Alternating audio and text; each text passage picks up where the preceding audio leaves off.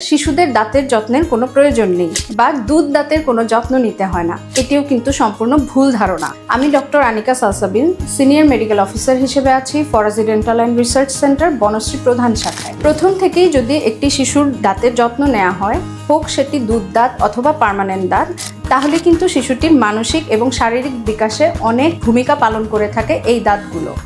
So যেটা করতে হবে, প্যারেন্টসদেরকে প্রথম থেকেই একটু সচেতন থাকতে হবে যে শিশুদের দাঁতে কোনো গর্ত হচ্ছে কিনা বা শিশু কোনো কমপ্লেন করছে কিনা ব্যথা বা শিরশির হওয়ার মতো। এক্ষেত্রে যদি এরকম কোনো কমপ্লেন করে থাকে অথবা শিশুদের মাড়িতে যদি কোনো ক্ষত বা আঘাত দেখে থাকেন, তাহলে অবশ্যই কিন্তু একজন চিকিৎসকের কাছে নিয়ে আসতে হবে।